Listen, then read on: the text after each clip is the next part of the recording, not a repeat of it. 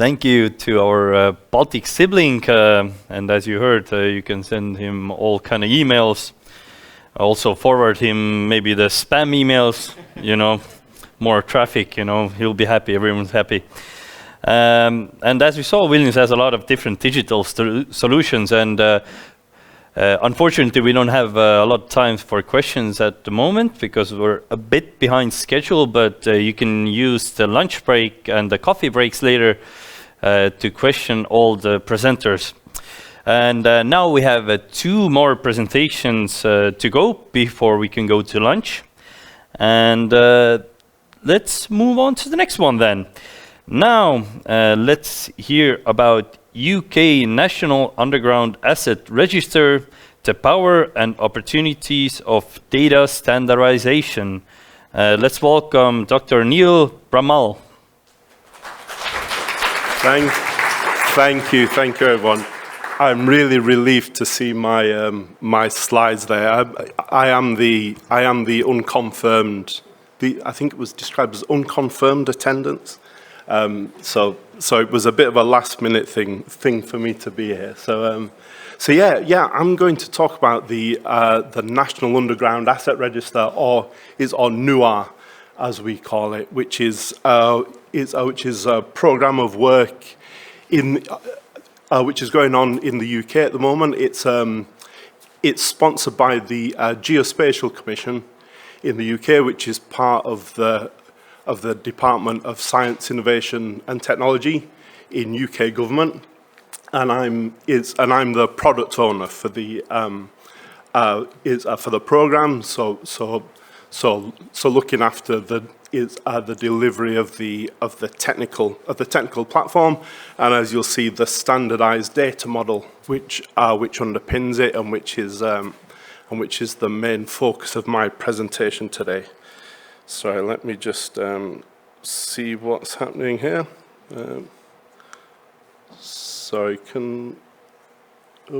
That's it, excellent. So NUA is the National Underground Asset Register, and really this is at its heart is a digital map of the pipes and the cables and the ducting that exists under our feet in all our cities and all our countries. And now, we don't have at the moment in the UK. We don't have a comprehensive map of all those subsurface features. We have about 600 to 700 companies which are responsible for those pipes and cables. They're all private companies, and they all have their own maps, their own interpretation of their networks, which are used for various functions within those organisations. But there's no means of sort of bringing all that together, and it can be quite an inefficient process to actually bring together all that information. So perhaps, why this is important, if we maybe could have a show of hands, who in the last month perhaps has been held up by roadworks, when you've been driving around. A lot of hands. In the UK, it would be every single hand. We're crammed into a small island, and there's a lot of work on our infrastructure going on. But so within the UK, there are about 4 million holes dug every year to maintain our infrastructure, to maintain the streets, but also the assets underneath them. Those holes remain open for longer because people are working in those holes, don't know what is underneath their feet. So of course that has a big impact on our day-to-day lives. It delays us getting to where we want to get to. It has a big impact on the economy, but it also has a big impact on safety. People are digging, they don't know what's there. There are some dangerous things down there as well, and that can cause injury, in worst cases, loss of life. We estimate there are about 60,000 utility damages in the UK every year. So those can have safety implications, but also economic implications as well. So the sort of broader societal cost of a utility damage is 29 times the cost of the direct repair. So this can have, this can have big implications. So this is why we're doing this. So NUAR provides an interactive, secure, and standardized view of buried asset data. Now, like the last presenter, I would say that NUAR is not a digital twin. I'm sorry, I feel like a fraud presenting at this event to say that. But like the last presenter, I would say NUAR is a foundation, is a building block for further work that could venture further into that digital twin territory. It's not a digital twin because, by the definitions we tend to work to, it's not a fully 3D implementation. It's kind of 2.5D, and I'll come on to that a little bit. But it also doesn't have live data feeding into it. This is bringing together the data from those 700 organizations and bring it together in a standardized form. Excuse me. So the program itself, the platform, is still at minimum viable product status, but it is now available across England, Wales, and Northern Ireland within the UK. Scotland has its own system. Scotland is a devolved administration and has a devolved responsibility for streetworks. And we've published data from about 220 organisations now, and we're working with many, many more. So we're always bringing that data through into the platform. And this is just, one of the tools in the toolkit, really, for safe working. So, it's still important for those excavating to do site surveys and things like that. But having a consistent, standardized view of what is beneath their feet is the important first step in working safely and efficiently. So, as I said, at the heart of NUAR is a combined map, so it's bringing everything together. It's intended to be comprehensive. We're on the journey to that, but we're bringing data from all the organizations together. It's interactive, which sounds kind of obvious, but when you consider current practices involve emailing around PDF documents for different organizations of static maps. So you're very limited in that scenario by what you can see on the map cartographically. So having an interactive map is a big step forward in terms of being able to query the assets on the map, find out their diameter, their age, all these detailed attributes that simply aren't available in a static view. Plus it's standardized, and that's the bit I wanted to talk about today mainly. And that kind of underpins all the other things. So, bringing together data from 600 organizations in different geographies, different sectors, across different organizations. There's no standard representation of this data. It comes in all sorts of shapes and forms, and how those attributes are represented are different across different organizations. So the standardization is key in bringing that together, be able to show it all on a combined map, and being able to, and underpinning that interaction so we can provide a standardized view of those attributes underpinning the data. So the standardization is a key piece, and it's a really good example, we think, of international collaboration, which I'll go on to. So the thing that underpins that standardization is a harmonized data model. So a standard description of all the data within the platform. So we get challenged quite a lot, probably not by people here in this community, but we get challenged a lot. Why did you bother with this, with the complexity of this harmonized data model? Because we have to bring together all this data and transform it into this standardized form, which is a lot of effort. So, there are kind of practical reasons for the delivery of the program why we did this. So, a common language, standard consistent representation across different geographies and sectors, so we can practically show that in a combined view. It has, it helps us to be scalable. So, bringing in all these hundreds of organizations, it's sort of standardized joining instructions for those organizations in terms of the data that we're asking for. And it's sustainable. We don't have real-time updates, but it's really important that that data is updated frequently, and in order to do that, it has to be simple. So, giving a standardized target for that data, it helps that to be sustainable, repeatable. But we think there are bigger benefits of having this harmonized data model as well.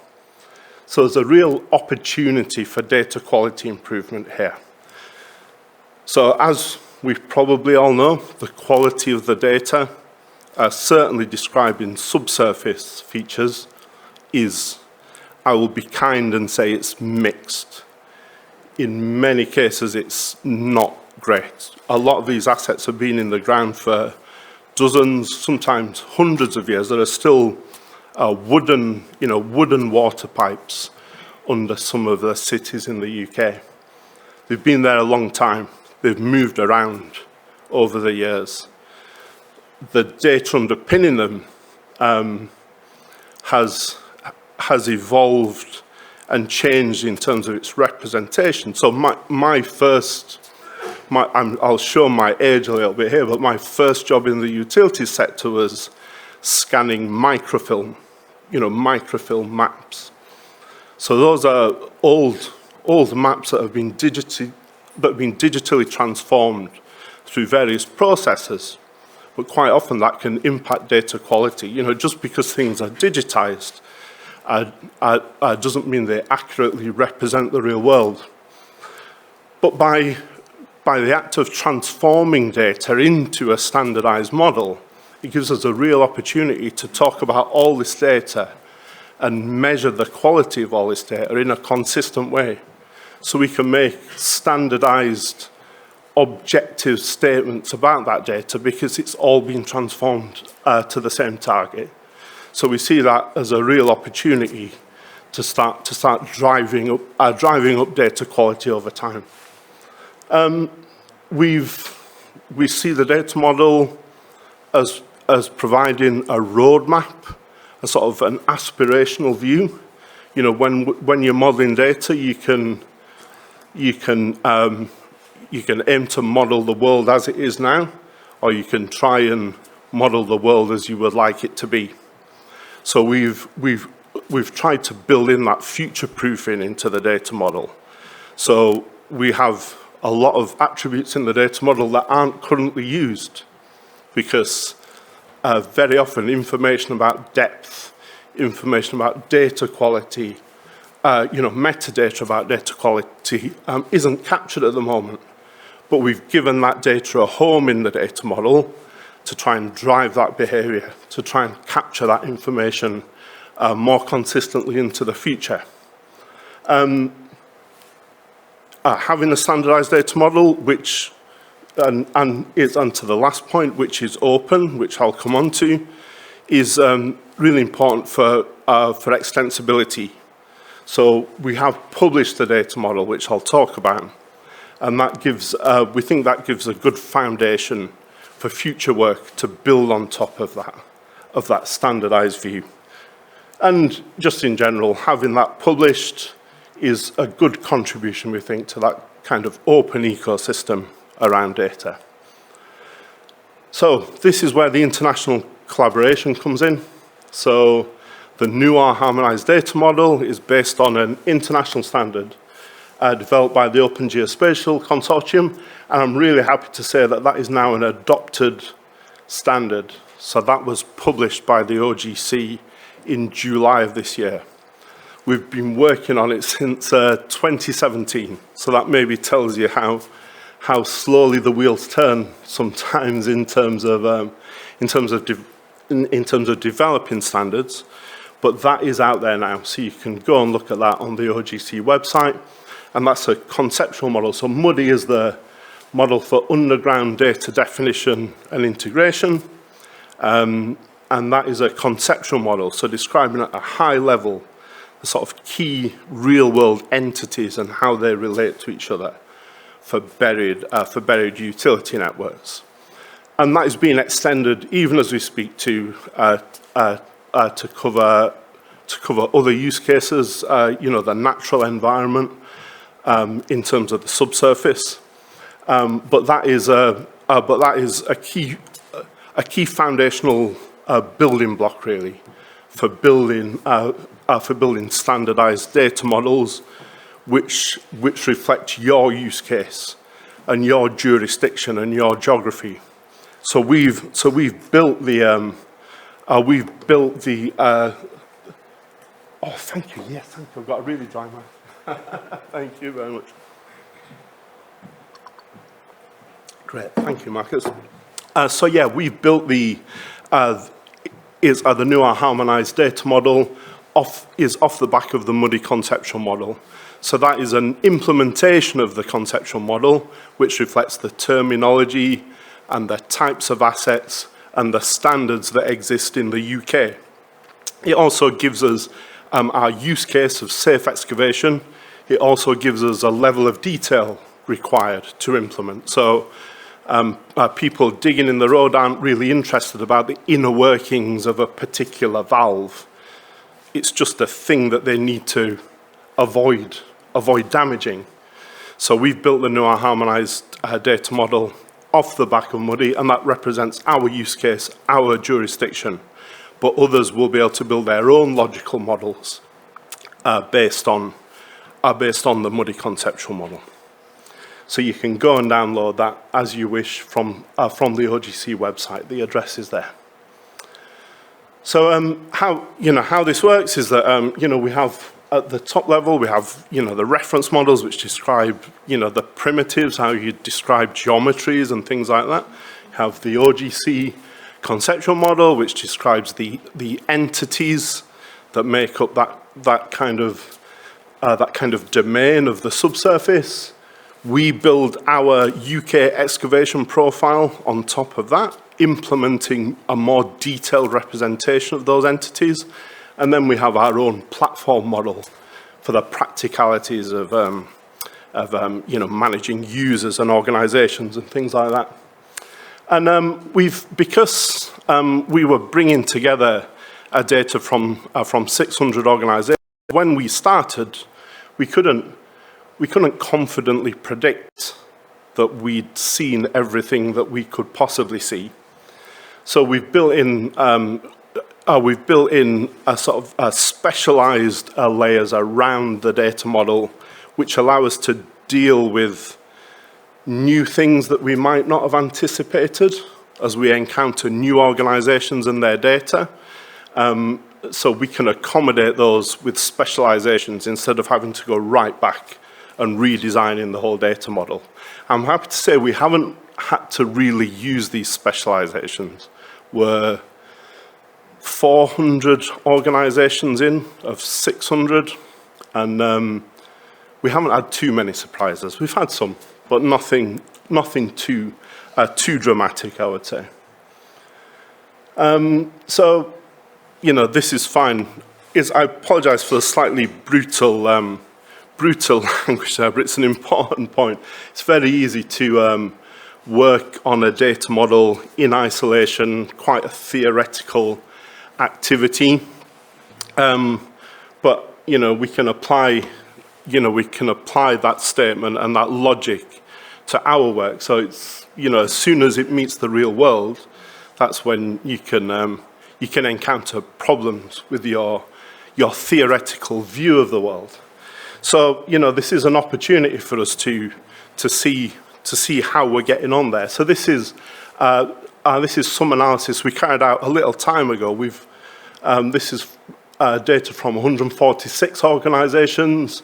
53 million features. We're way above that now. So we've got 222 organizations, and we're up to hundreds of millions of features in our data set now. And we can start looking at that to see what data quality looks like. So we can look at component type other. That tells us we haven't been able to accurately map a particular type of asset into the data model, for instance. And so we can start seeing, we can improve the data model perhaps to improve that, or it might point to data quality issues at source as well. We can look at where material is unknown, depth is unknown. This is a big issue, certainly in the UK, in terms of recording depth. So this, the data model does support fully 3D data, but actual 3D data is very rarely captured at source. So when I said it's 2.5D, that means that there's very often attribution about depth, but that's not really represented as a Z coordinate. So we can start measuring that now because we've brought it together in a standardized way. Before, I could just say, we think that depth isn't captured very often, but now we can start putting numbers on that and start actually addressing that challenge. And similarly with data quality metadata, describing data quality. In some sectors, it's captured routinely. In others, it's very rarely captured. But we can start that process of education almost now and say there is a home for that information if you were able to catch it.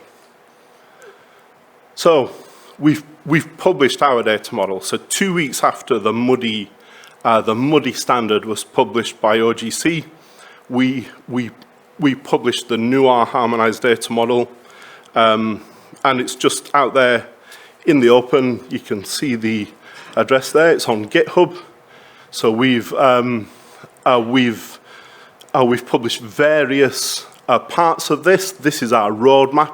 Not everything on this diagram is there yet, but we have an XMI encoding, so you can recreate this, recreate our data model if you wish. You can create it as a SQL database if you wish, and we've got all sorts of documentation describing how we capture quality metadata and service areas, all these, what our identifier strategy is as well. We've got 5 different types of identifiers because everyone has their own methods. You wouldn't think on the surface that would be so difficult, but it is, and we've captured what we've done about it.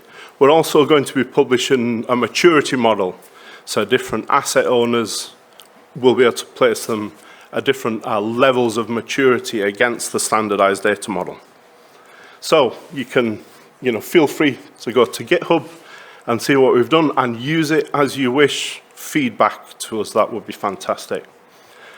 And I was just going to finish maybe as a bit of a segue into next presentations.